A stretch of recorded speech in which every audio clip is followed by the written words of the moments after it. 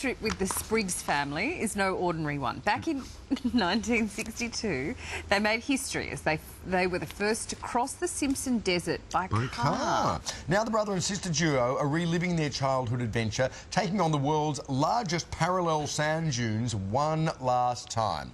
Christy Cooper went along for a pretty bumpy ride.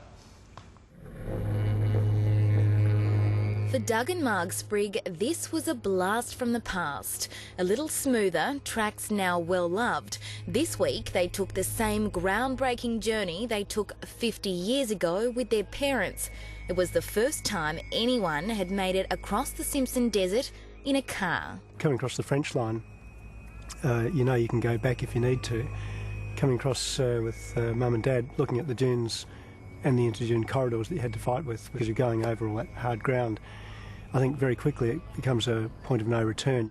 Well, only 7 and 10 at the time, both siblings remember it vividly. Their pioneering father, Reg, was out on a petroleum exploration mission. We came in this tiny little car, the four of us, no fridges, no radios, no GPS, just 200 litres of fuel, a heap of water, a heap of food. There was never any secret made of how much danger they were in. That was mainly Mum's job. She'd go in there and pull these incredibly spiky plants out, bare hands if necessary, if she didn't have time to get gloves on. And Marg and I would just be told to get away from the vehicle in case it blew up. If something happened to them, if the car blew up and they weren't there anymore, that I'd look after my little brother and just light a fire when help came. So your heads would have been... Yeah, about here. So that was a really good view. Okay. A few years older and wiser now, they say the one thing that stayed the same is their Nissan Patrol. Would you like to go for a drive? Absolutely. Okay. Let's go. The amazing thing is that, 50 years on, this car is still up there.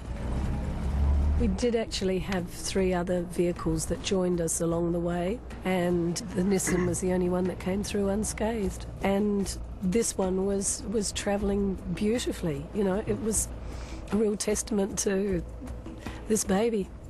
And I can tell you she looks a lot better after 50 years than I do. The journey ended yesterday in the tiny town of Birdsville.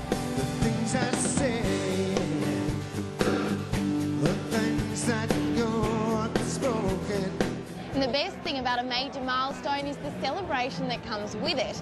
Here at the Birdsville racetrack, around 300 people have converged. That's nearly 5 times the population of this entire town. Cheers, boys. Cheers.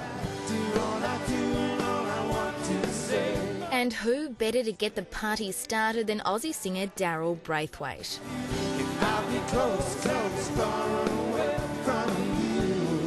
Never been here to Birdsville, so when the offer came, it was, hooked into it straight away.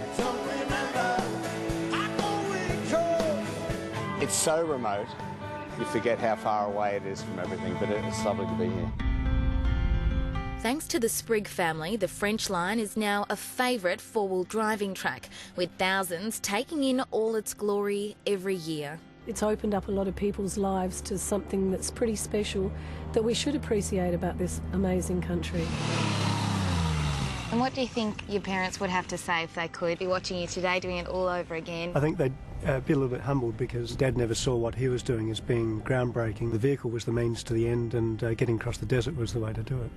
I think he'd say, "You lucky little bastards." In Birdsville, Christy Cooper reporting for Weekend Sunrise. That is a very sandy desert. I'd like to take the show on the road to Birdsville. That'd be fun, wouldn't it? Out to the track. Daryl Braithwaite to perform. Nat Barr went up to the Townsville races this week. We should go to Birdsville. Oh, cool. Let's do it.